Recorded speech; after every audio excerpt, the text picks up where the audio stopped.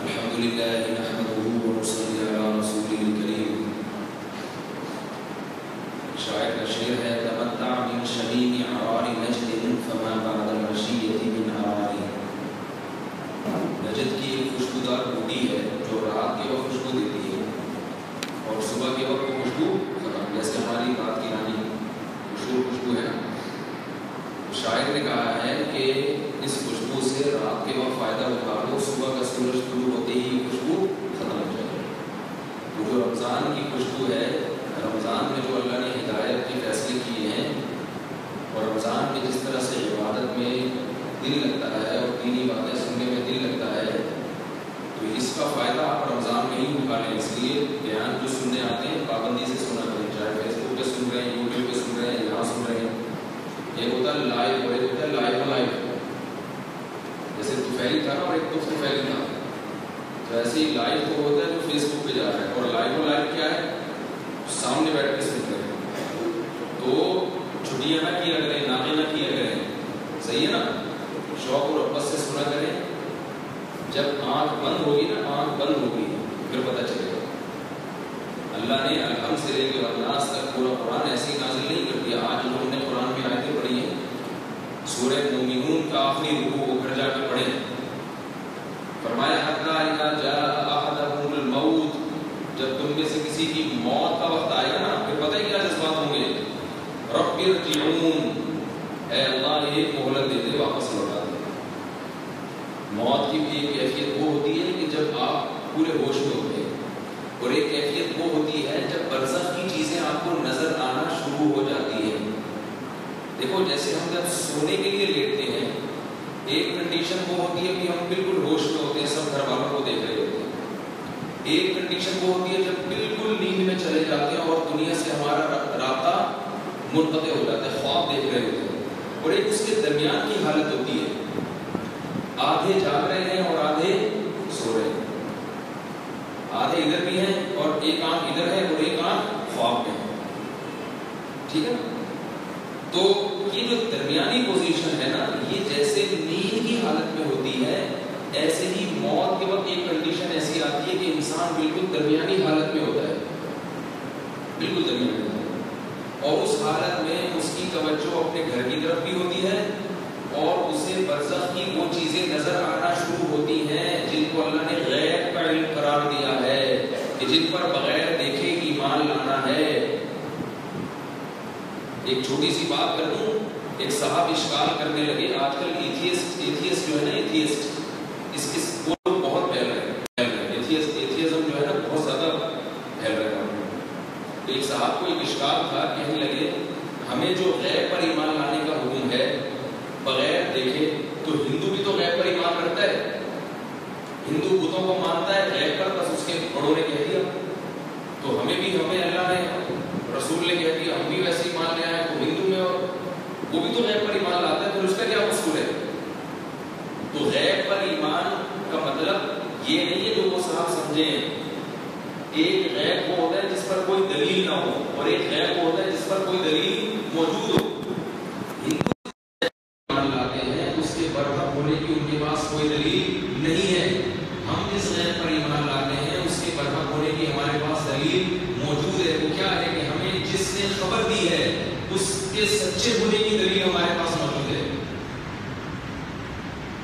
یہ خبر کس نے دی ہے ہمیں؟ محمد صلی اللہ علیہ وسلم نے, اور ان کے سچے ہونے کی ایک نہیں سینکڑوں دلیلیں ہمارے پاس موجود ہیں, جن میں سے میں صرف ایک دلیل ابھی دیتا ہوں آپ کو, کیونکہ وہ میں بار بار کہتا ہوں کل ریلتی کہ کل موسم. مختصر جانے کا محمد صلی اللہ علیہ وسلم کے سچے ہونے کی صرف ایک دلیل دیتا ہوں, پھر میں آگے چلتا ہوں. کیونکہ ابھی نا کنفیوژن یہ ہوتی ہے کہ لوگ شیطان قسم سے ڈالتے ہیں, پتہ نہیں یہ کیا بات ہے, غیر نظر کو جانے, نہ قبر کا عذاب نظر آتا ہے, نہ کوئی فرشتے آج تک ہم نے کبھی دیکھے, جن بھی نہیں دیکھے. وہ بھی تو عام لوگ دماغ میں مسئلزم کر کے دکھا دیتے ہیں, ورنہ جن بھی نظر نہیں آتا کسی کو. انسانی شکل میں آئے گا تو نظر آئے گا. ہو سکتا ہے یہاں کوئی صاحب بیٹھے ہوئے, بھائی اگر بیٹھے ہوئے میری باتوں سے ناراض ہوں, مائنڈ اگر, کیونکہ جنات سے ہم جو ہے نا جھگڑا افورڈ نہیں کر سکتے. تو محمد صلی اللہ علیہ وسلم کے برکت ہونے کی سینکڑوں دلیلوں میں سے ایک چھوٹی سی دلیل دوں گا، وہ یہ کہ اللہ نے اس کائنات کو انسانوں کے لیے بنایا ہے. اس کائنات کا مقصد تو سمجھ میں آتا ہے، یہ کس کی خدمت کے لیے ہے؟ انسان. اگر انسان کا کوئی مقصد نہیں ہے تو پھر یہ الزام کس پر ہے؟ اللہ پر، کہ اس نے بنا کے لاوارث چھوڑ دیا، جو مرضی کرو. پھر اگر کوئی جرم کر رہا ہے تو اسے سزا نہیں ملے گی. دنیا میں مل گئی تو مل گئی، بچ گیا تو بچ گیا. نکلتی ہے دنیا میں، ہم دیکھتے ہیں ایسے ایسے جرائم ہے نا دنیا میں، اللہ کی پناہ. کئی سال پہلے ایک شخص آیا میرے پاس، کیا بتاؤں، یہ جرم بتاتے ہوئے بھی ڈر لگتا ہے کہ کیا کیا دنیا میں ہو رہا ہے. چھوڑیں اس کو، اس کا واقعہ نہیں سناتا میں. اتنے بڑے بڑے جرم ہو رہے ہیں کہ لوگ اپنی وراثت کو حاصل کرنے کے لیے باپ کو قتل کر دیتے ہیں، ماں کو قتل کر دیتے ہیں، دادی کو قتل کر دیتے ہیں، نانی کو قتل کر دیتے ہیں. یہ جرم بھی دنیا میں ہو رہا ہے. تو اگر آخرت نہیں ہے، حساب و کتاب نہیں ہے، اس کا مطلب یہ دنیا میں اندھیر نگری چل رہی ہے. اللہ بادشاہت کر رہا ہے مگر کسی سے پوچھے گا نہیں، وہ جو مرضی کرو. تو بھائی دنیا میں اگر کوئی حکومت نہ پوچھے، اس سے لوگ کہتے ہیں یہ کرپٹ لوگ ہیں، تو اللہ جو عادل ہے، جس سے سچا کوئی ہو نہیں سکتا، وہ ایسی اندھی لگا دے گا کہ جو مرضی کرو. کچھ جرائم تو ایسے ہیں جو اللہ نے کہا کہ یہ جرم ہے، کچھ جرم تو ایسے ہیں جن کو ہم بھی مانتے ہیں کہ یہ جرم ہے، لیکن ان کی بھی سزا دنیا میں نہیں ملتی. قتل کتنا بڑا جرم ہے، کیا ہر قاتل کو سزا ملتی ہے دنیا میں؟ ماں باپ کی نافرمانی کرنے والوں کو سزا ملتی ہے؟ چور اور ڈاکوؤں کو سزا ملتی ہے؟ بہت سے چور ڈاکو ایسے ہیں جو ترقی کر کر کے ملک کے صدر بن جاتے ہیں، بجائے سزا ملنے کے ان کو مزید ترقی ملتی چلی جاتی ہے. تو بھائی یہ عجیب سا نظام ہے کہ کوئی آخرت نہیں ہے، کوئی کچھ نہیں ہے. تو میں یہ کہتا ہوں کہ اگر آخرت پر یقین نہیں ہے تو پھر عیاشی سے زندگی گزارو. پھر گورا صحیح کرتا ہے، بلکہ میں گوروں سے کہتا ہوں کہ اگر تمہارا آخرت پہ ایمان نہیں ہے تو جتنی عیاشی کر رہے ہو، خدا کی قسم یہ کم ہے، اسے 10 سے ضرب دے دو اور مزے اڑاؤ. بس زندگی کا مقصد ہی کیا ہے؟ مزے. پھر باپ اور ماں کو بڑھاپے میں اولڈ ہاؤس میں داخل کرنے کے بجائے بالغ ہوتے ہی جمع کرا دیا کرو. پھر مزے اڑاؤ، موج مستی، ادھر موبائل چھینو اس کا، ادھر سے بٹوا چھینو اس کا. بھائی جس کی لاٹھی اس کی بھینس. شیر جنگل میں کیا کرتا ہے؟ شیر کو بھوک لگتی ہے، کھاتا ہے، راج کرتا ہے. اس کو تو قیامت کا نہیں ہے نا ہوش. جیسے جانوروں کی زندگی ہے، لیکن وہ بیچارے کی عقل محدود ہے تو ایک حد تک وہ عیاشی کرتا ہے. انسان کو تو اللہ نے بڑی ذہانت دی ہے. تو آخرت کا اگر انکار ہے پھر کیا؟ پھر تو جتنے بڑے درندے بن سکتے ہو بن جاؤ، اور ظاہر ہے نہیں ہو سکتا ایسے. تو پھر میرے بھائی اس کا مطلب ہے کہ ان الساعۃ آتیۃ، بار بار قرآن کہہ رہے یا ایھا الناس، اے لوگو تمہیں شیطان دھوکے میں نہ ڈال دے. ان الساعۃ آتیۃ لا ریب فیھا، یقیناً قیامت آ کے رہے گی، اس کے آنے میں کوئی شک و شبہ نہیں ہے. سورہ حج جو ہم نے کل پڑھی تھی اس کا پہلا رکوع پڑھیں گھر جا کے. یا ایھا الناس، اے لوگو ان کنتم فی ریب من البعث. پہلے کیا عجیب انداز ہے بھائی اللہ کا. پہلے سورت کو شروع کیا یا ایھا الناس اتقوا ربکم، اے لوگو اللہ سے ڈرو. اس بحث میں نہیں پڑھو کہ پتہ نہیں قیامت آئے گی کہ نہیں آئے گی. ڈرو اللہ سے، اصلاح کرو اپنے اعمال کی. اور آگے فرمائے ان زلزلۃ الساعۃ شیء عظیم، قیامت کا زلزلہ بہت بڑا زلزلہ آنے والا ہے. تم نے یہ چھوٹے چھوٹے زلزلے دیکھے ہیں، اس پوری کائنات کو جب اللہ ہلائے گا وہ زلزلہ تو تم نے ابھی دیکھا ہی نہیں ہے. فَيَذَرُهَا قَاعًا صَفْصَفًا، ان پہاڑوں کو برابر کر دے گا زمین کے. یوم تذہل کل مرضعۃ عما ارضعت، ماں جو بچے کو دودھ پلاتے ہوئے انتہائی محبت اور شفقت سے بچے کی طرف دیکھتی ہے، اس زلزلے کی دہشت ایسی ہوگی کہ اپنے بچے کو اٹھا کر پھینک دے گی، وہ بھول جائے گی اس بچے کو.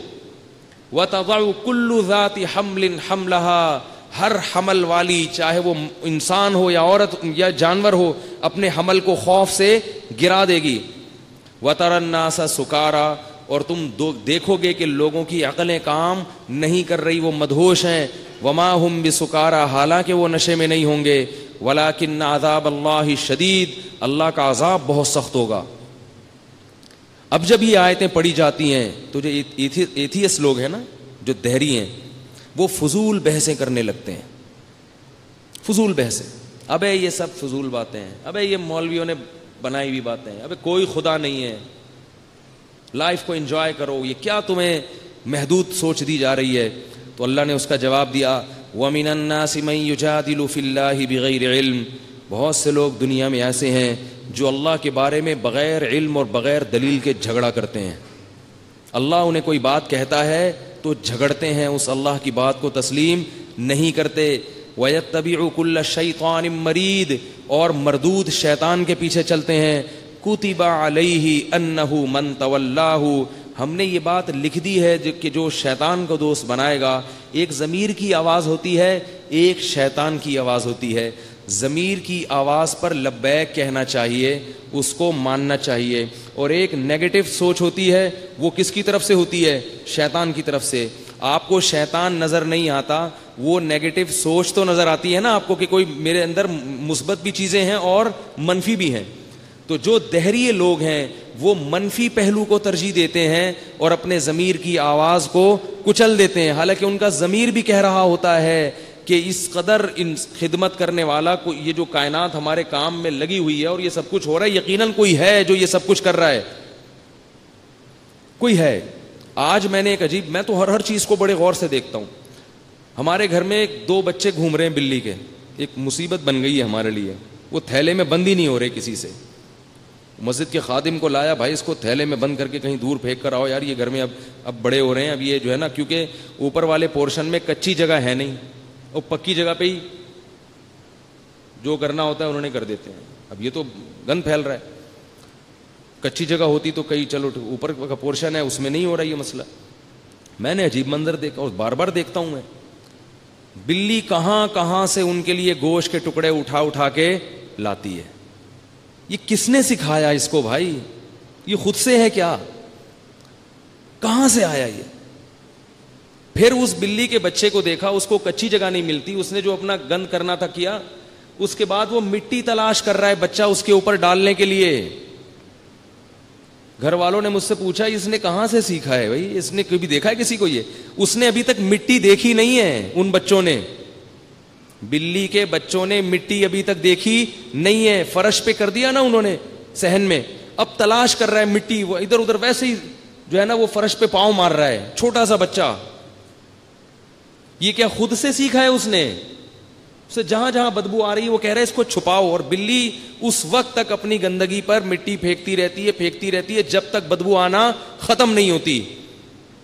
اس کائنات کے سسٹم کو صحیح نہج پہ چلانے کے لیے اللہ نے جانوروں کو بھی یہ آداب سکھا دیے, پیدائشی سیکھ کے آتے ہیں ماں کے پیٹ سے. یہ کہاں سے آتا ہے بھائی یہ سارا نظام؟ خرگوش کی مادہ جب بچے دینے کا وقت آتا ہے, اپنے پورے جسم کے بال نوچ کے زمین پہ بچھا کے کارپیٹ بچھا دیتی ہے, قالین بنا دیتی ہے, اس پہ بچے جنتی ہے وہ, تاکہ اس کے بچے فرش کی ٹھنڈک سے یا گرمی سے ہلاک نہ ہوں. کہاں سے آیا یہ؟ دہریوں کے پاس, ایتھیس کے پاس. اس کا کیا جواب ہے؟ فَإِنَّهَا لَا تَعْمَى الْأَبْصَارُ, اللہ کہتے ہیں اصل بات یہ ہے. کیسے عجیب عجیب الفاظ ہیں قرآن کے. قرآن کے الفاظ خود اس بات کی دلیل ہے کہ یہ اللہ کا کلام ہے. محمد صلی اللہ علیہ وسلم تو کوئی رائٹر نہیں تھے, لکھنا پڑھنا نہیں جانتے تھے. وہ ایسے مدلل الفاظ کہاں سے ان کا انتخاب کر کے لا سکتے تھے؟ اللہ فرماتے ہیں فَلَمْ يَسِيرُوا فِي الْأَرْضِ فَتَكُونَ لَهُمْ قُلُوبٌ يَعْقِلُونَ بِهَا, کیا تمہارے سینے میں دل نہیں ہے جس سے تم سوچتے ہو؟ ام آذان يسمعون بها, کیا ایسے کان نہیں ہیں جن سے ہماری باتیں سن کے سمجھ لیتے ہو؟ سب کچھ سمجھ میں آتا ہے تمہارے. جو مذہب کے منکر ہیں ان سے آپ پیسوں کی بات کریں, کاروبار کی بات کریں, مشکل باتیں بھی بہت آسانی سے سمجھ میں آئیں گی, ان کے بہت سمجھدار ہوں گے. آپ ان سے صحت کی بات کریں سمجھ جائیں گے. آپ ان سے ملک کے قوانین کی بات کریں سمجھ جائیں گے. آپ ان سے ایک اتنی سی بات کریں کہ یہ ایک چھوٹی سی گھڑی اور کیلکولیٹر خود سے نہیں بن سکتا, فوراً سمجھ جائیں گے. لیکن ان سے جب یہ کہیں گے اس کائنات کو بھی کسی نے بنایا ہے, تو یہ ان کی سمجھ میں نہیں آئے گا. کہیں گے یہ کیسے ہو سکتا. الٹے الٹے سوال کرتے ہیں. پھر اس کائنات کو کسی نے بنایا تو اس بنانے والے کو کس نے بنایا, یہ بھی ایک سوال کرتے ہیں. حالانکہ اس کے جواب ہو چکا ہے. بھائی اس کائنات کے اوصاف کو ہم جانتے ہیں کہ یہ خود سے نہیں بن سکتی.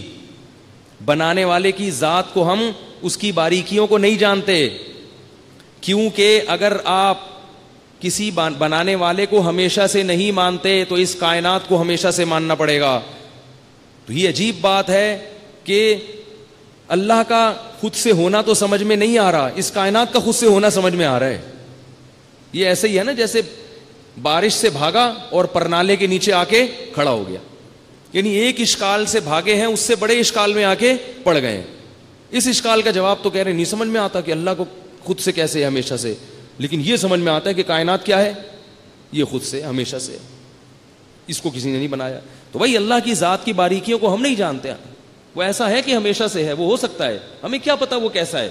ہم تو اپنے آپ کو جانتے ہیں, آپ کو جانتے ہیں. ایک پنکھا وہ ہل نہیں سکتا جب تک کہ کوئی ہلانے والی طاقت نہ ہو, تو وہ بن کیسے سکتا ہے خود سے. بہت سے لوگ کہتے ہیں نا کہ یہ ایک دہریے نے کہا کہ یہ جو ہے نا یہ جو بڑے بڑے سائنسدان یہ اکثر خدا کے منکر تھے, تو ان کی عقل ہم سے زیادہ ہے, لہذا ہم ان کو فالو کریں گے. اور خدا کو ماننے والے اکثر بیوقوف لوگ ہیں جن نے کچھ بھی ایجاد نہیں کیا. یہ اعتراضات سب فیس بک پہ جاتے رہتے ہیں. آئی بات سمجھ میں کہ جو اکثر سائنٹسٹ ہیں وہ کیا ہیں, وہ تو اللہ کو نہیں مانتے. تو وہ اتنے ذہین لوگ, انہوں نے ایسی ایسی چیزیں بنائی, ان کی سمجھ میں کیوں نہیں آتا. پہلی بات, یہ بات ہی غلط ہے کہ سائنسدان اللہ کو نہیں مانتے. سائنسدانوں کی اکثریت اللہ کے وجود کو مانتی ہے. اور اگر فرض کر لو کہ سائنسدان اللہ کو نہیں مانتے, تھوڑی دیر کے لیے فرض کر لو, تو اب آپ مجھے ایک بات بتاؤ کہ آپ سائنسدانوں سے اس لیے متاثر ہو رہے ہو کہ انہوں نے ایسی ایسی چیزیں ایجاد کی, تو یہ تو کمال ہے ان کا نا, اور آپ مانتے ہو کہ یہ چیزیں کسی سائنسدان کے بغیر ایجاد نہیں ہو سکتی, اس لیے سائنسدانوں سے آپ کو بڑی محبت بھی ہو گئی, ان کی عقیدت بھی دل میں, ان کی عظمت بھی, ان کا وجود بھی آپ کی سمجھ میں آ گیا. لیکن یہ آپ مان رہے ہو کہ یہ جو سائنسدان ہے نا, جس اتنا ذہین جس نے یہ چھوٹی سی چیز بنائی, یہ سائنسدان خود سے بنا ہے. حیرت ہے یا نہیں ہے؟ پشتوں میں سمجھاؤں ہے بھائی, یہ عجیب سی کھوپڑی میں آنے والی بات ہے یہ. یعنی ایک فلسفہ اگر کسی نے پیش کر دیا نا, نیوٹن نے مثال کے طور پر کہ گریوٹی کا ایک فلسفہ پیش کر دیا, کشش ثقل کا, حالانکہ وہ کوئی ایجاد نہیں, ایک فارمولا, ایک فلسفہ پیش کیا اس نے. وہ کہہ رہے ہیں یہ فلسفہ خود سے نہیں ہو سکتا جب تک کوئی پیش نہ کرے. تو ایک فلسفہ خود سے نہیں دنیا میں وجود میں آ سکتا, تو وہ جو فلسفہ پیش کرنے والا اتنا ذہین دماغ ہے, جس کے دماغ میں لاکھوں کروڑوں اربوں سیلز ہیں, ایک ایک سیل قدرت کا ایک بہترین شاہکار ہے, انسان ایک سیل نہیں بنا سکتا.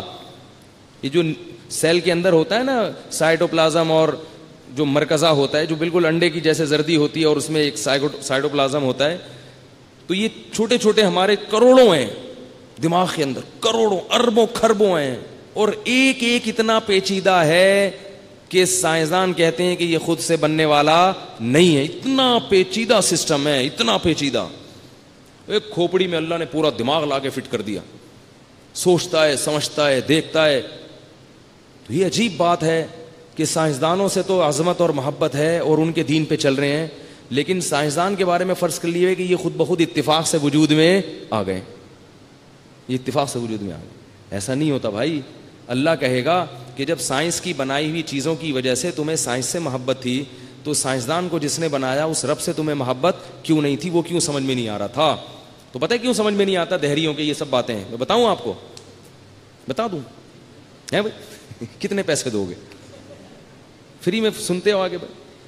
یونیورسٹیوں میں کوئی لیکچر دیتے ہیں نا, ایک ایک لیکچر کے ایک ایک گھنٹے کے ٹھیک ٹھاک پیسے ملتے ہیں, اور لوگ مولویوں کو پورا نچوڑ کے جاتے ہیں, اور اس کے بعد کیا کرتے ہیں, تھوڑا سا کہیں دائیں بائیں ہو گیا, انہی کے خلاف فتوے لگانا شروع کر دیتے ہیں. ٹھیک ہے, اس لیے علماء کی قدر کیا کرو. اللہ کے بندو, علماء ہر دور میں رہیں گے. ہم تو نالائق لوگ ہیں, ہماری قدر کرنے کی ضرورت نہیں ہے, لیکن جو حقیقی علماء ہیں ہم تو ان کے پیروی کر رہے ہیں, انہی کی باتوں کو نقل کر رہے ہیں. تو یہ جو کہا جاتا ہے, کیا کہہ رہا تھا میں, کہاں سے کہاں چلا گیا یار, ابھی کیا بات تھی, بڑی اہم بات تھی ہے کیا دہری, ہاں دہریے ایسا کیوں کہتے ہیں؟ اللہ نے اس کا بھی جواب دیا ہے. اللہ نے اس کا جواب دیا ہے تدریجاً, اسٹیپ بائی اسٹیپ. پہلے ایک جواب دیا, پھر اللہ نے کہا نہیں اصل جواب یہ نہیں ہے. پھر اللہ نے دوسرا جواب دیا, فرمایا کہ نہیں اصل یہ بھی نہیں ہے. پھر تیسرا جواب دے کے کہا اصل یہ ہے. سوال پیدا ہوتا ہے اللہ نے پہلے جواب سے رجوع کیوں کیا؟ اللہ تو غلط نہیں کہتے. پھر اللہ نے دوسرا جواب دے کے کہا کہ نہیں یہ بھی نہیں ہے. اصل میں یہ تیسرے اسٹیپ تک لانے کا ایک طریقہ ہے, بلاغت ہے نا. قرآن تو ایک بلیغ کتاب ہے. بات سمجھانے کے لیے پہلے آپ جان کر ایسی بات کرتے ہو کہ آپ پھر اس سے خود بخود رجوع کرتے ہو, پھر دوسری بات کر کے پھر اس سے رجوع کرتے ہو, پھر تیسری بات کہتے ہو. تو وہ اسٹیپ بائی اسٹیپ ہوتے, تاکہ اگر وہ پہلے سے وہ اسٹیپ نہ ہوتے تو وہ تیسری سمجھ میں نہ آتی. تو اللہ نے فرمایا بل ادارک علمہم فی الآخرہ, اصل بات یہ ہے کہ آخرت کا ان کو یقین ہی نہیں ہے, ان کو یہ ہوش ہی نہیں ہے کہ کوئی کل ہم سے اس کے بارے میں سوال کرے گا.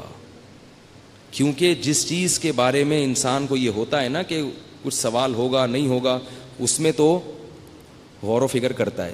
اور جس چیز کے بارے میں ہوش نہیں ہوتا تو اس میں پھر دو چیزیں ہیں کہ اگر اس میں تحقیق کے بعد کسی نتیجے تک پہنچ گیا تو اس نتیجے کے بعد کچھ ذمہ داریاں اس پر آ گئیں, تو پھر وہ کیا کرتا ہے کہ تحقیق کرو ہی نہیں اور نتیجے تک پہنچو ہی نہیں, ورنہ ذمہ داریاں آ جائیں گی.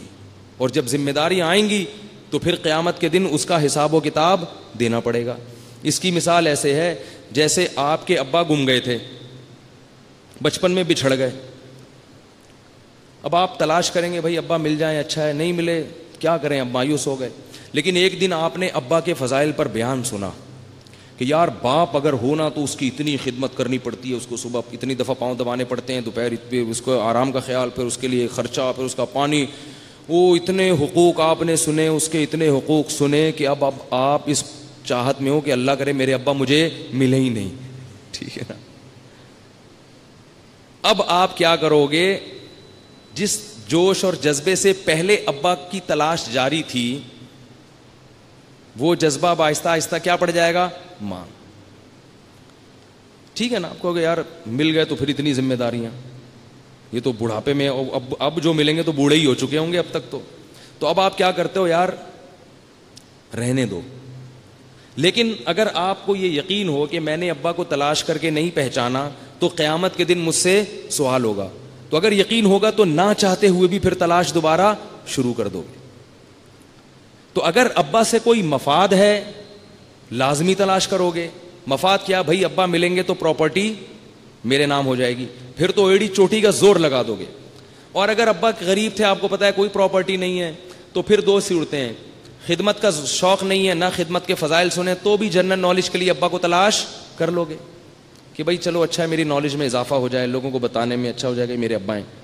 لیکن تیسرا اسٹیپ کیا ہے؟ اگر آپ کو بتایا کہ خدمت کرنی پڑ جائے گی اور اگر نہیں کی تو آخرت میں اس کا حساب و کتاب دینا پڑے گا, ایسی صورت میں اگر بہت اچھے ہوگے تو تلاش کرو گے, ورنہ یہ ٹاپک لپیٹ کے رکھ دو گے. جب کوئی آپ سے کہے گا کہ یار تم اپنے باپ کو کیوں تلاش نہیں کرتے, مجھے ایک بندہ ملا ہے وہ تمہارے بالکل تمہاری اس میں شباہت آ رہی ہے, جاؤ ذرا اس کا ڈی این اے ٹیسٹ کرواؤ یا اپنا کرواؤ, اور آپ کہیں فضول قسم کی, میں خود سے دنیا میں آیا ہوں.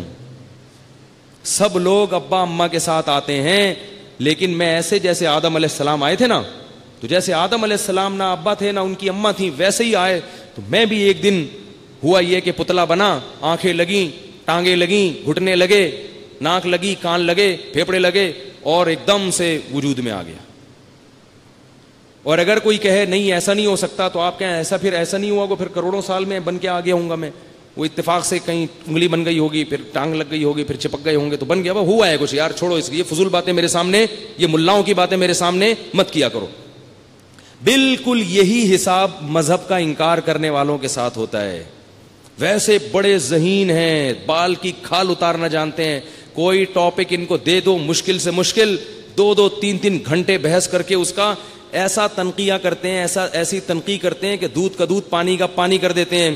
لیکن جب بات آئے گی اللہ کی تو وہیں اپنی بحث کو روک دیتے ہیں اور الٹے الٹے اعتراضات کرتے ہیں. اس کا جواب اللہ نے دیا کہ ایسا کیوں کرتے ہیں. بل ادارک علمہم فی الآخرہ، فرمایا کہ آخرت کے بارے میں ان کا علم ختم ہو چکا ہے، نہیں مانتے آخرت کو، پتہ ہی نہیں ان کو کہ آخرت بھی ہوگی. کیوں؟ اس لیے کہ جب اللہ کو مان لیا نا تو بھائی باپ کے حقوق سے زیادہ ہیں اللہ کے حقوق. کیونکہ اللہ کو ماننے کا مطلب یہ ہے کہ یہ ابا بھی کس نے دیے ہمیں؟ بھائی بات سمجھیں، یہ کس نے دیے؟ اللہ نے دیے. ماں کی نعمت کس نے دی؟ اللہ نے دی. پھر تو ہر چیز کی نسبت کس کی طرف کرنی پڑے گی؟ گاڈ کی طرف. سب وہی دے رہا، آسمان سے بارش وہ، زمین سے دانا پھاڑ کے تناور درخت وہ پیدا کر رہا ہے، چشمے اس نے جاری کیے. پھر ہر چیز میں اس کو ماننا پڑے گا، کیونکہ آپ پھر اس کا مخلوق سے رشتہ ختم نہیں کر سکتے. یہ کیسا خدا ہے جو بنا کے بھول گیا، اس کا بندوں سے کوئی تعلق ہی نہیں ہے؟ ایسا نہیں ہوتا بھائی. یہ کیسے ہو سکتا ہے؟ اس نے اتنا خوبصورت مخلوق بنائی، اتنی ذہین بنائی، اور وہ اس سے بالکل ڈسکنیکٹ ہو کے بیٹھ جائے، جو مرضی کرنا ہے کرو. تو چونکہ جب اللہ کو مانو گے تو اگلی چیز بھی خود بخود ماننی پڑے گی کہ اس کا اپنے مخلوق سے اور اپنے بندوں سے رشتہ ہے. پھر سوال یہ پیدا ہوگا کہ اس نے اس کائنات کو بنایا کیوں؟ اس پہ غور کرنا پڑے گا آپ کو. اس پہ تو بہت غور ہوتا ہے کہ بنی کیسے، کیوں بنی، اس پہ نہیں ہوتا. ایک بائک آپ کے سامنے کھڑی ہوئی ہے، بنی کیسے، اس پہ تو غور کر رہے ہو. بنانے والے نے کیوں بنائی ہے بھائی؟ سواری کے لیے بنائی ہے نا، اس پہ کوئی ڈسکس ہی نہیں کر رہا. تو بیوقوف ہوگا کہ نہیں ہوگا بھائی؟ اس پہ تو ہر آدمی غور کرتا ہے، یہ کیوں کیسے بنا. سائنسدان بھی غور کرتے ہیں، سب غور کرتے ہیں. اس پہ نہیں غور کیا جاتا کہ اس کو بنایا کیوں ہے. تو اللہ نے بتایا، اللہ نے جواب دیا اس لیے بنایا کہ انسان کے لیے، خدمت کے لیے. اگر آپ کو اللہ کا جواب پسند نہیں ہے کہ دوسرا جواب بتائیں، پھر ہم اس پہ غور کر لیں گے. دوسرا جواب کسی کے پاس ہے ہی نہیں. تو جب دوسری کوئی رائے اس دنیا میں ہے ہی نہیں تو اس پہ ڈسکس کرنے کا کیا فائدہ کہ وہ صحیح ہے یا غلط؟ یہ بحث ہی ختم ہو جاتی ہے. اور پھر انسان کو کیوں بنایا؟ وما خلقت الجن والانس الا لیعبدون، فرمایا صرف اپنی اطاعت کے لیے کہ مجھے، میرے وجود کو مانے، مجھے پہچانے، مجھ سے محبت کرے، میرا خوف دل میں بٹھائے، پھر میں جیسے جیسے کہتا رہوں ویسے ویسے کرتا رہے. اس کو عبادت کہتے ہیں. عبادت صرف نماز روزے کو نہیں کہتے. عبادت کا مطلب غلامی، جیسے جیسے کہہ رہا ہوں ویسے ویسے کرتا رہے. تو اب کیا ہے کہ جو اللہ کا انکار کرنے والے لوگ ہیں، جو ایتھیسٹ قسم کے لوگ ہیں، جو کہ آج کل کالج اور یونیورسٹیوں میں بہت تیزی سے پھیلتے چلے جا رہے ہیں. یونیورسٹی میں بہت تیزی سے رجحان پھیل رہا ہے. پروفیسر اسلامیات پڑھانے والے ایتھیسٹ ہیں، ایسا بھی ہے. اور ایسی الٹی باتیں کر رہے ہیں. فیس بک پر ایک پورا جو ہے نا ایک بھرمار ہے. تو اللہ کیا فرماتے ہیں ایسے لوگوں کے بارے میں؟ اللہ فرماتے ہیں کہ یہ آخرت، اگر ان کو آخرت کا یقین ہوتا نا کہ ہم اگر غلط سوچ رکھیں گے تو کل دھنائی بھی لگے گی، ہماری غلط سوچ رکھیں گے تو کل دھنائی لگے گی، تو پھر یہ غلط سوچ نہ رکھتے، سنجیدگی سے سوچتے اور درست نتیجے پر پہنچ جاتے. تو درست نتیجے پر پہنچنے کے لیے دو چیزیں رکاوٹ بن رہی ہیں. ایک کیا کہ آخرت کا خوف نہیں ہے، یعنی آخرت کا ہے ہی نہیں، کچھ ہوش ہی نہیں ہے آخرت کا، مانتے ہی نہیں ہے. اور دوسری چیز رکاوٹ بن رہی ہے، دوسری جو چیز رکاوٹ بن رہی ہے وہ یہ ہے کہ اگر صحیح نتیجے تک پہنچیں گے تو بہت سی ذمہ داریاں کندھے پر آ جائیں گی، کیونکہ پھر تو آگے اسٹیپ بائی اسٹیپ جانا پڑے. کسی کے پاس ٹیشو پیپر ہے بھائی؟ اگر ہے تو ذرا دیں، مجھے زکام ہو رہا ہے. تو اب کیا ہے، اللہ نے اس 3 مراحل ذکر کیے. فرمایا بل ادارک علمہم فی الآخرہ، سنیں اس کو، آخرت کے بارے میں ان کا علم کیا ہے ہی نہیں، پتہ ہی نہیں. آگے فرمایا، جزاک اللہ، آگے فرمایا بل ہم فی شک منہا، فرمایا نہیں اصل بات یہ نہیں ہے، بلکہ اصل یہ ہے کہ آخرت کے بارے میں ان کو یقین نہیں ہے، شک ہے.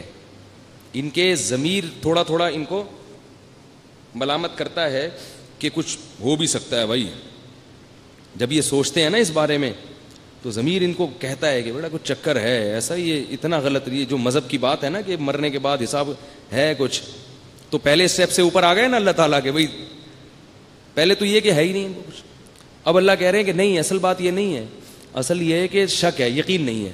آگے اللہ نے فرمایا بل ہم منہا عمون، فرمایا اصل بات یہ نہیں ہے، جان کر اندھے بنے ہوئے ہیں، سب دیکھ رہے ہیں اپنی آنکھوں سے کہ اللہ اتنا کھلا رہا ہے پلا رہا ہے. کھجور کی اور یہ دو گھٹلی ہے، دیکھو کیا اللہ نے کیسے سافٹ ویئر انسٹال کیے ہوئے ہیں بھائی، کیسا عمل ریورس ہوتا ہے، خود بخود ہو رہے. کھجور کی ایک گھٹلی زمین میں ڈالو، گوبر مٹی اور پانی یہ لگے گا، پودا نکلے گا، لاکھوں کھجوریں پیدا ہوں گی، ہر کھجور میں وہی گٹلی دوبارہ. عجیب بات ہے یا نہیں؟ یہ کیا ہو رہا ہے یہ؟ اور مٹی کا کام کیا ہے؟ چیزوں کو ملیامیٹ کر کے ختم کر دینا. یہی مٹی میں لوہا ڈال دو، تھوڑے دنوں میں مٹی ہو جائے گا. لوہا ڈالو گے نا کیا بن جائے گا؟ مٹی، ختم، فنا. انسان کو ڈال دو، ختم، کھا جاتی ہے ہر چیز کو. لوگ مٹی سے چیزوں کو بچاتے ہیں، زنگ لگ جاتا ہے مٹی میں.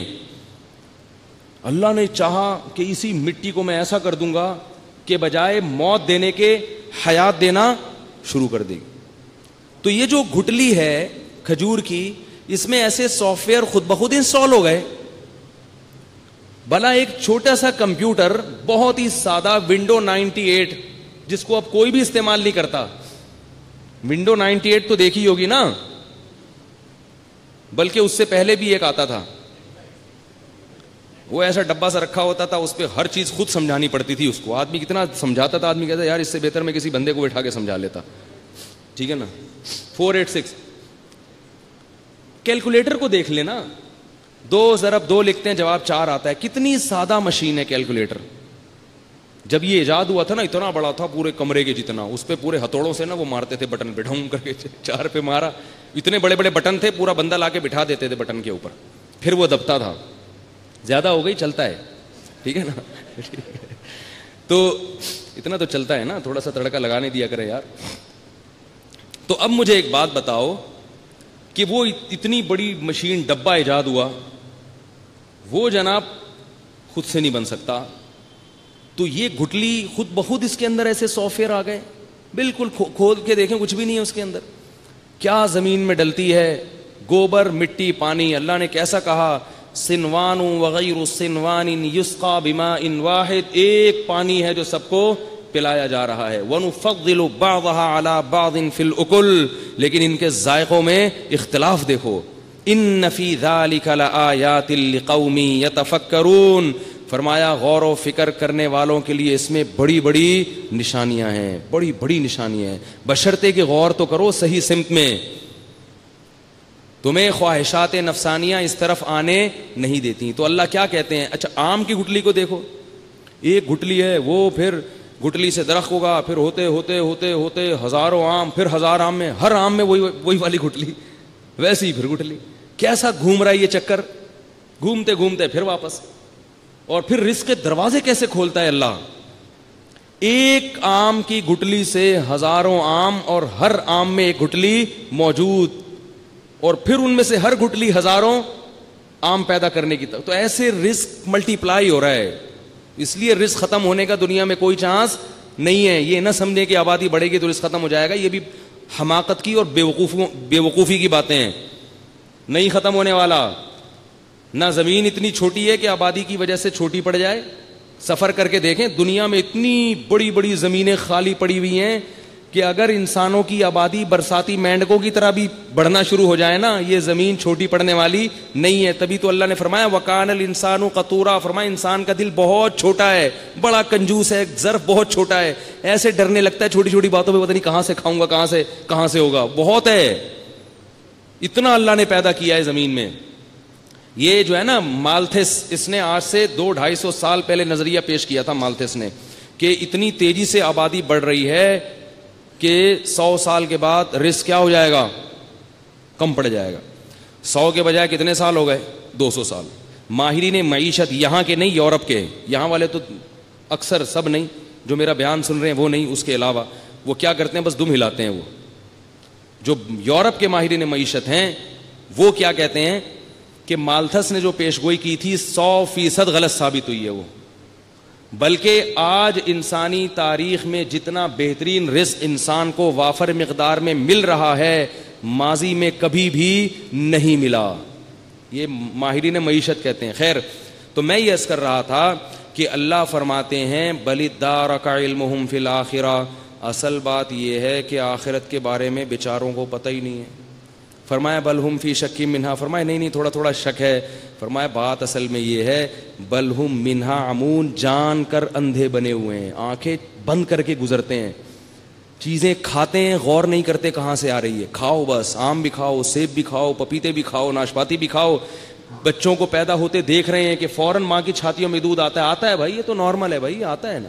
کیسے آ جاتا ہے بھائی؟ اس کی ایک تو ایک وہ لاجک ہے. اصل میں ایکچولی ہوتا یہ ہے کہ ڈاکٹر کی تقریر نہیں آپ نے سنی, وہ اصل میں جب بچہ پیدا ہوتا ہے نا تو پھر ایکچولی ایک وہ ہے ایک آرگن ہے, وہ یہ دودھ پرووائڈ کرنا شروع کر دیتا ہے. تو اس آرگن میں کس نے سمجھایا اس آرگن کو؟ وہ پہلے کیوں نہیں کر رہا تھا دودھ بھائی, اب کیوں پیدا کر رہا ہے وہ؟ صرف ایک دودھ پہ آپ غور کر لو نا, خدا کی قسم اللہ پہ ایمان لانے کے لیے کافی ہے. ایک چائلڈ اسپیشلسٹ نے مجھے بتایا, میں نے خود سنا, کہ سائنسدانوں نے جب ماں کے دودھ کا آلٹرنیٹ ایجاد کیا تھا تو انہوں نے کہا تھا کہ اب ماں کے دودھ کی ضرورت نہیں ہے, جو چیزیں ماں کے دودھ میں ہوتی ہیں ہم نے وہ سب ڈبے میں, بولو نا, ڈال دی. بھائی سائنس کی ترقی ہے بھائی, کیلکولیشن کی ہے, ماں کے دودھ میں آئرن اتنا ہے اور پوٹاشیم اتنا ہے, میگنیشیم اتنا ہے, کیلشیم اتنا ہے, تو آج کل تو سب کچھ بن جاتا ہے بھائی, سائنس کی ترقی ہے. ڈاکٹروں نے کیا بڑا ڈبہ بنا دیا, بولا یہ اس سے بھی اچھا ہے ماں کے دودھ سے. اس لیے بات سمجھو, ڈاکٹروں کی ہر بات آنکھ بند کر کے مت مان لیا کرو, اسی طرح سائنسدانوں کی ہر بات بھی آنکھ بند کر کے مت مان لیا کرو.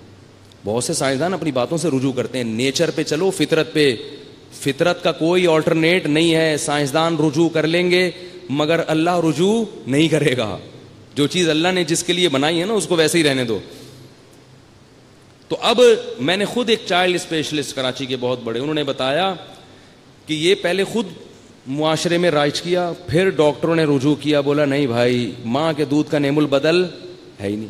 تو میں نے ڈاکٹر صاحب سے پوچھا, میں نے کہا کیا چیز ہے بھائی ماں کے دودھ میں یار کہ جو کیوں نہیں بن سکتا نعم البدل؟ ایک ڈاکٹر صاحب نے بتایا کہ بچے کے جسم میں جس چیز کی کمی ہوتی ہے ماں کے دودھ میں وہی چیز بڑھ جاتی ہے. ماں کا جو ہے نا بچے کے ساتھ ایک کنیکشن ہوتا ہے جو ڈبے کا ہو نہیں سکتا. کیونکہ ڈبے نے تھوڑی پیدا کیا ہے, جنا کس نے ہے؟ ماں نے. اس کا ایک کنیکشن ہے. جو چیز کم ہو رہی ہے وہ ماں کے دودھ میں بڑھ رہی ہے. دوسری بات, ماں کی چھاتیوں میں جو دودھ آتا ہے وہ بچے کے وزن کے اعتبار سے آتا ہے. بچہ وزنی ہے تو ماں کے دودھ زیادہ پیدا ہوگا کیونکہ اس کو زیادہ خوراک چاہیے. بچے کا وزن کم ہے, باریک ہے, پیدا ہوا, نظر ہی نہیں آ رہا. اب ہمارے یہاں بعض میرے دوست ہیں اتنے باریک دبلے پتلے ہیں, میں کہتا ہوں یار آپ کو دیکھنا اتنا مشکل ہے, جب آپ پیدا ہوئے تو کیسے پتا چلا تھا کہ آپ ہو گئے ہیں؟ وہ بھی پھر مذاق کرتے ہیں. میں کہتا ہوں کہ جب آپ پیدا ہوئے تھے تو پتا کیسے چلا کہ آپ ہو گئے ہیں؟ پھر میں ان سے کہتا ہوں کہ یہ ہوا ہوگا کہ نرس نے آ کے بتایا ہوگا, کچھ وہم سا ہے, ابھی کنفرم نہیں ہے. وہم ہے, ابھی کنفرم نہیں. تحقیق دیکھ, ہلکا ہلکا ہلتی بھی کوئی چیز نظر آئی تھی تو محسوس ہوا تھا, کیونکہ ابھی اتنے باریک ہو یار, ابھی اتنے چھوٹے ہو, پیدا ہوئے تو کیا ہو گئے. اور بعض اتنے لمبے چوڑے ہوتے ہیں, اتنے لمبے چوڑے ہوتے ہیں. میں ان سے کہتا ہوں بھائی جب آپ پیدا ہو رہے تھے نا تو نرس نے بتایا ہوگا آ کے کہ آپ پیدا ہو رہے ہیں. بس آپ پیدا, پھر مجھے کسی نے بتایا کہ یہ کسی کا لطیفہ بھی ہے, ہو سکتا ہے ہم سے ہی چوری کیا اس نے, واللہ عالم. خیر, تو اب مجھے ایک بات بتاؤ کہ وہ ڈاکٹر نے کہا کہ کیا ہوتا ہے, خود بخود دودھ زیادہ ہوتا ہے, ڈبے میں یہ چیزیں نہیں. اب ماں ڈبے کا جب آپ پلائیں گے نا بچے کو, آپ کو کیا پتا کہ اس کو کتنی خوراک چاہیے, کبھی زیادہ چلی جائے گی, کبھی کم چلی جائے گی. اور بچے کے جسم میں جو قوت مدافعت پیدا ہوتی ہے بیماریوں کے خلاف, وہ صرف اور صرف اور صرف ماں کے فیڈ سے پیدا ہوتی ہے. تبھی ماں کا دودھ پینے والا بچہ بیمار نہیں ہوتا. یہ الٹی سیدھی چیزیں جب کھلاؤ گے نا تو بیمار ہوگا بچہ. اب مجھے ایک بات بتاؤ کہ سائنسدان ترقی کرتے کرتے کرتے آج بھی ویسا دودھ نہیں بنا سکے. آج میرے جمعے کے بیان میں نا ایک آدمی نے کمنٹ کیے ہیں کہ وہ جو ہے نا آپ, میں نے ڈبے کے دودھ کے خلاف پوری تقریر کی تھی, انہوں نے کہا کہ وہ جو ہے نا آپ کا ایسا نہیں ہے, یہ جو ایک دو کمپنیوں کے نام لکھے کہ وہ بھی صحیح ہیں, تو یاد رکھو کوئی بھی صحیح نہیں ہے, یہ غلط ہے. وہ کہہ رہے ہیں میں خود اس کمپنی میں جاب کرتا ہوں, مجھے پتہ ہے, غلط ہے. میں نہیں کہہ رہا وہ جھوٹ بول رہے ہیں, ان کی معلومات کم ہے. بعض کمپنیوں میں جو دودھ تیار ہو رہا ہے وہ لے تو گائے سے رہے ہیں, لیکن اس کو اتنا ہیٹ پہ گرم کیا جاتا ہے اور اس میں ایسے کیمیکل ملائے جاتے ہیں کہ وہ والا نہیں ہوتا جو گائے نے دیا تھا. یہی وجہ ہے کہ پھر ہندو اس کمپنی کی عبادت, بولو نا بھائی, نہیں کرتے, وہ گائے کی کرتے ہیں. حالانکہ ہندوؤں کو یہ پتا ہوتا ہے کہ یہ جو مختلف کمپنیاں ہیں یہ بھی گائے ہی کا دودھ لے کے ہمیں دے رہی ہیں, لیکن ہندوؤں میں بھی اتنی عقل ہے کہ بھائی گائے کی عبادت کرنی ہے, اس کمپنی کی عبادت نہیں کرنی, کیونکہ گائے جو دے رہی ہے نا کمپنیاں وہ نہیں دے رہی. اور یہ بھی بار بار بتا دوں, انہوں نے یہ بھی کمنٹس کیے ہوئے تھے کہ یہ جو دودھ ہے نا یہ جراثیم ہوتے ہیں جو آپ بازاروں سے لے رہے ہیں, تو بار بار کہہ رہا ہوں یہ جراثیم والا ڈبے کے بغیر جراثیم والے سے بہتر ہے. آئی سمجھ میں؟ اس کو گرم کر لو تو جراثیم مر جائیں گے اس کے, اور جراثیم وہیں آتے ہیں جہاں پروٹین ہوتے ہیں. اور یہ جو چیزیں پیکنگ کی ہوتی ہیں نا جو ایک ایک دو سال تک محفوظ رہتی ہیں, گڑبڑ ہوتی ہے ان میں. خیر میں جلد اپنے موضوع سے نہ ہٹ جاؤں, وہ جو بہت اہم بات کر رہا تھا. تو اللہ نے کیا فرمایا, بلیدار کا. ہاں میں یہ کہہ رہا تھا کہ دیکھو سائنس نے ترقی کرتے کرتے کرتے کرتے بھی ابھی تک ویسا نہیں بنا سکے. اب ڈبے کے دودھ کے بارے میں کوئی کہہ سکتا ہے کہ یہ خود سے بنائے ہے بھائی؟ حالانکہ اس میں بھی پروٹین ہے, آئرن ہے, پوٹاشیم ہے, میگنیشیم ہے. تو ہم کہیں گے یار خود سے اتنا بہترین مرکب کیسے بن سکتا ہے, کمبینیشن کیسے ہو سکتا ہے ایسے وائٹامنس کا.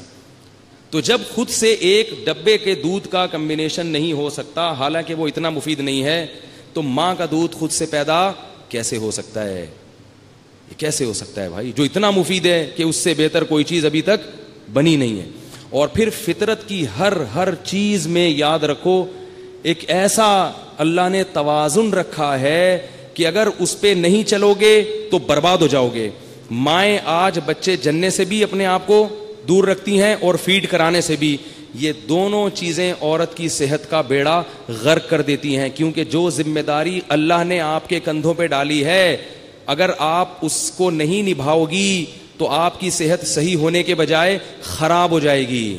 یہ بہت بڑا جھوٹ ہے جو دنیا میں بولا جاتا ہے کہ مائیں بچے جننے سے کمزور ہوتی ہیں یا فیڈ کرانے سے کمزور ہوتی ہے. وقتی ہوتا ہے یہ سب, لیکن فیڈ کرانا اور بچے جننا عورت کی صحت کے لیے مفید ہے. اللہ یہ کام لے رہا ہے ان سے بھائی, اس لیے یہ باتیں جو ہے نا یہ کھوپڑی میں آنے والی نہیں ہے.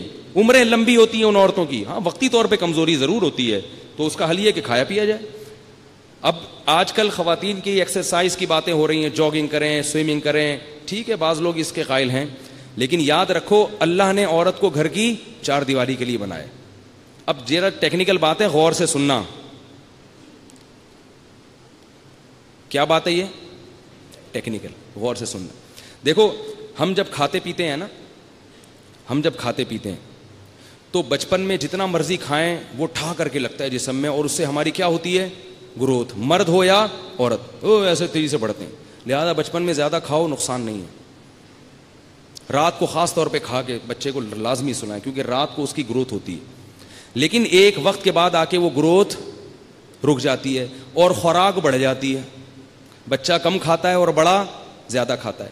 اب گروتھ تو ہو نہیں رہی ہے, تو وہ جب آپ خوراک کھاؤ گے تو پھٹو گے کہ نہیں پھٹو گے؟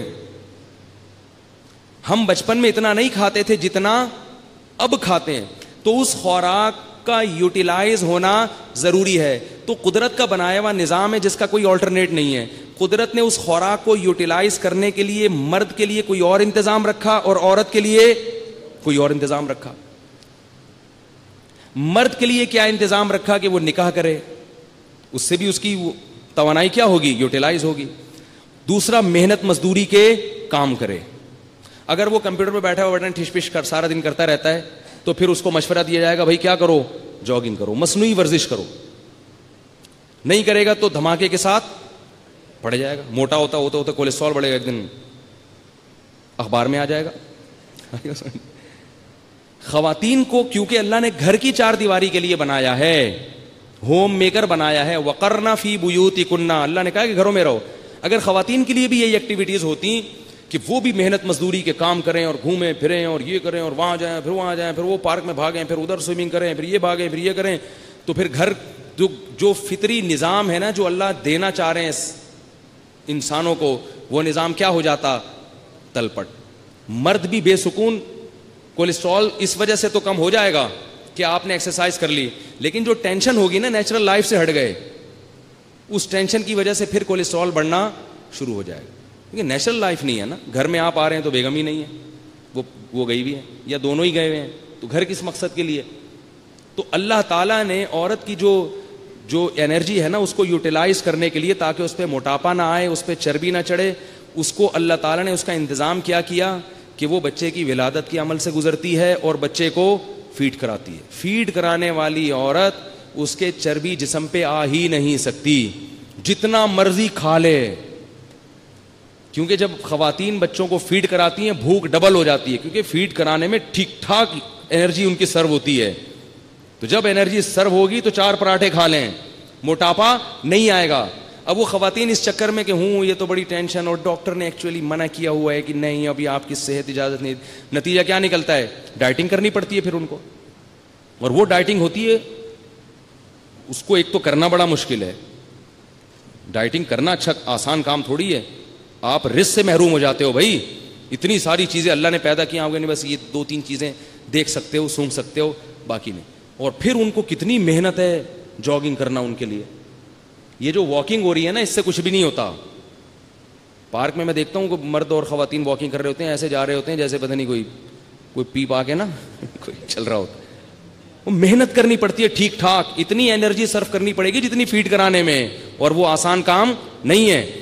تبھی یہ جو انگریز عورتوں کی صحت اچھی ہوتی ہے نا, یہ ٹھیک ٹھاک ٹف ایکسرسائز کرتی ہیں. یہ تو اپنے آپ کو اس عذاب میں ڈالنے سے بہتر نہیں ہے کہ جو قدرت نے سسٹم دیا اس پہ آ جاؤ. اس کا ایک فائدہ کیا ہوگا, تمہیں اولاد بھی ملے گی, وہ تمہاری خدمت کرے گی, پاؤں دبائے گی تمہاری. جو ہے نا عورت کی تو حکمرانی ہی کس پر ہوتی ہے, اولاد پر ہوتی ہے. تو یہ میرا نظریہ, یہ میرا نہیں ہے, یہ فطرت کا ہے. میں جلدی سے بات کو جو اصل موضوع تھا اس پر آتا ہوں. تو میں یہ عرض کر رہا تھا, دیکھو یہ جو دہریے لوگ ہیں, ایتھیس لوگ ہیں, یہ اللہ کو نہیں مانتے. کیوں نہیں مانتے؟ خواہشات نفسانیہ کے غلام ہوتے ہیں, اور اللہ فرماتے ہیں یہ آخرت سے اندھے ہو کے گزرتے ہیں, اندھے ہو کے گزرتے ہیں. تو بات میری شروع کہاں سے ہوئی تھی, کسی کو یاد ہے؟ ہاں کس کے سچے؟ ہاں نبی صلی اللہ علیہ وسلم کے سچے ہونے کی دلیل میں بتا رہا تھا. میں جلدی سے بات کو سمیٹتا ہوں کہ رسول اللہ صلی اللہ علیہ وسلم کے سچے ہونے کی ایک دلیل دوں گا صرف میں, سینکڑوں میں سے. وہ دلیل یہ ہے کہ دیکھو اللہ نے انسان کو بنایا, اپنی عبادت کے لیے بنایا. اللہ کا انسان سے جو کنیکشن ہوگا اس کا ذریعہ کیا ہے؟ یا تو اللہ خود انسانوں کو آ کے کلام کرے, ان سے بات کرے, ایسا تو ہوا نہیں ہے, ہوا ہی نہیں ایسا. یا پھر اللہ انسان کسی انسان کے ذریعے. تو یہ دعویٰ محمد صلی اللہ علیہ وسلم نے کیا ہے کہ اللہ کا رسول کون ہوں؟ میں ہوں. یعنی جو کمیونیکیشن ہے اللہ اور بندوں کے درمیان, اگر اس میں محمد صلی اللہ علیہ وسلم کو ہٹا دیا جائے تو پھر کون ہے؟ نہیں آئی بات, نہیں آئی میرا خیال. یعنی اگر اس رابطے میں محمد صلی اللہ علیہ وسلم کی شخصیت کو آپ ہٹا دیں اور معاذ اللہ یہ کہیں کہ یہ سچے نبی نہیں ہے, تو پھر اللہ اور مخلوق کے درمیان رابطے کا کام کس نے کیا ہے؟ اس کا مطلب پھر کوئی دنیا میں ہے ہی نہیں. تو جب آپ کے پاس کوئی دوسرا آپشن ہی نہیں ہے, اور اس لیے کہ اللہ نے چھوڑا ہی نہیں آپشن وہ, تاکہ لوگ کنفیوز نہ ہو جائیں دو نبیوں میں فرق کرنا کہ ان میں جھوٹا کون ہے اور ان میں سچا کون ہے. محمد صلی اللہ علیہ وسلم کے علاوہ دنیا میں کوئی شخصیت ایسی ہے ہی نہیں جس کے پاس اللہ کے احکام ہوں اور وہ یہ بتا رہے ہوں کہ یہ سارے اللہ کے ہیں, میرے نہیں ہیں. تو چونکہ کوئی آپشن ہی نہیں ہے آپ کے پاس, تو پھر اگر محمد صلی اللہ علیہ وسلم کو بھی معاذ اللہ جھوٹا کہو گے, اس کا مطلب ہے اللہ نے اپنے بندوں کی ہدایت کے لیے کوئی آسمان سے دین اور قانون اتارا ہی نہیں ہے. تو یہ دنیا میں کوئی حکومت ایسی نہیں ہوتی جو بغیر قانون کے آپ پر حکومت کرے اور سب کو آزادی دے دے جو چاہے کرو. تو اللہ یہ کیسے کر سکتا ہے کہ آپ کو فری ہینڈ دے دے, جو چاہے کرو. آپ کہیں نہیں اللہ میں تو پوچھنا چاہتا ہوں کہ کیا تو چاہتا ہے کروں, کیا چاہتا ہے کہ نہ کروں, تو اللہ کہے گا کہ یہ میرے نبی ہیں محمد صلی اللہ علیہ وسلم. آپ کہیں اللہ میں ان کو نہیں مانتا, یہ معاذ اللہ معاذ اللہ معاذ اللہ جھوٹے ہیں, تو پھر اللہ کہے گا کہ پھر کون تھے, اور یہ نہیں تھے تو پھر دوسرے لاؤ نا, ان جیسے کوئی ہے ہی نہیں جنہوں نے یہ بتایا ہو کہ یہ حلال ہے یہ حرام ہے. اگر کسی نے دعویٰ بھی کیا ہے تو اس کی تعلیمات اتنی غلط ہیں کہ وہ پہلی بات تو وہ شرک کی طرف لے کر آئے گا آپ کو, وہ شرک کی طرف لے کر آئے گا, وہ اللہ سے ہٹائے گا آپ کو. تو اللہ ایسا قانون نازل کر سکتا ہے جس میں آپ اللہ کے قریب آنے کے اللہ سے دور ہو جائیں. اور جو محمد صلی اللہ علیہ وسلم سے پہلے جو پیغمبر گزر چکے ہیں ان پیغمبروں کی تعلیمات محفوظ نہیں ہیں. تو جب تعلیمات محفوظ نہیں ہیں تو ان کو محمد صلی اللہ علیہ وسلم کی تعلیمات کے مقابلے میں لا کے کھڑا کرنا اور یہ کہنا کہ یہ والے صحیح ہیں یا وہ والے صحیح ہیں, یہ بحث ہی اللہ تعالیٰ نے ختم کر دی ہمارے لیے. یہ اللہ نے ایک رحمت کی کہ محمد صلی اللہ علیہ وسلم کے علاوہ کسی کو پنپنے ہی نہیں دیا اللہ نے. ایک آخری بات مثال دے کے اپنی بات ختم کرتا ہوں. دیکھو امریکہ کا ایک سفیر آیا آپ کے پاس, اب آپ کے دل میں امریکہ کی بڑی عظمت ہے. امریکہ نے کہا کہ بھائی میں آپ سے بات کروں گا. صدر نے کہا میں خود چل کے نہیں جاؤں گا, یہ میری شان کے خلاف ہے, میں اپنا نمائندہ بھیجوں گا. ٹھیک ہے نا, میں کیا بھیجوں گا, اپنا نمائندہ, اور ضرور بھیجوں گا تاکہ آپ کو پتا چلے کہ امریکہ پاکستان سے کیا چاہتا ہے. بحث ایسی چل رہی تھی کہ آپ کو پتا ہے یہ کچھ چاہتا ہے پاکستان سے. اب ایک سفیر آیا, اس نے بتایا کہ بھائی امریکہ یہ معاہدے کرنا چاہتا ہے آپ سے. آپ کنفیوز ہو گئے کہ یار پتہ نہیں یہ سفیر ہے یا کوئی اور ہے, اور آپ کے پاس کوئی ایسا سسٹم نہیں ہے کہ ڈائریکٹ امریکہ کے صدر کو فون کر کے پوچھ لو کہ یہ ہے یا نہیں, کیونکہ امریکہ کا صدر کہہ رہا ہے کہ اگر میرا تم سے ڈائریکٹ رابطہ ہو سکتا ہوتا تو میں سفیر کیوں بھیجتا, پھر میں تو ڈائریکٹ فون پہ تمہیں سارے حکام بتا دیتا. سفیر کا مطلب یہ ہے کہ میرے پاس ٹائم نہیں ہے. تو اللہ بندوں سے ڈائریکٹ رابطہ نہیں کرتے, اس میں اللہ کی حکمت ہے کہ ایک ایک کو نہیں سمجھاتے, الگ سے نمائندہ بھیجتے ہیں اپنا. تو اب امریکہ کا سفیر آیا, اب آپ پریشان ہیں کہ یہ سچا ہے یا جھوٹا ہے. تو آپ کچھ دن انتظار کرو گے, دوسرا کوئی ہے ہی نہیں. تو آپ کہو گے بھائی امریکہ نے پیغام بھی دینا تھا, اس کے پاکستان سے کچھ مطالبے بھی ہیں, تو پھر اس کا مطلب ہے کہ اس کے علاوہ کوئی دوسرا نہیں ہو سکتا, کوئی آپشن ہی نہیں ہے. اور اگر کوئی دوسرا آیا لیکن آپ نے دیکھا وہ دھوتی بنیان میں ہے اور وہ باتیں پھینک رہا ہے لمبی لمبی کہ امریکہ کہہ رہا ہے کہ یہ ایٹم بم اٹھا کے نا اسرائیل پہ مار دو, تو آپ کہیں گے یار یہ خدا کی قسم امریکہ کا سفیر, اس کے تو چڈی بنیان میں امریکہ کا سفیر ہو ہی نہیں سکتا. اور دوسرا یہ مطالبات اس قسم کے کر رہا ہے کہ امریکہ میں اتنی بے عقلی نہیں ہے کہ وہ ہم سے ایٹم بم کہے کہ اسرائیل پہ اٹھا کے مار دو.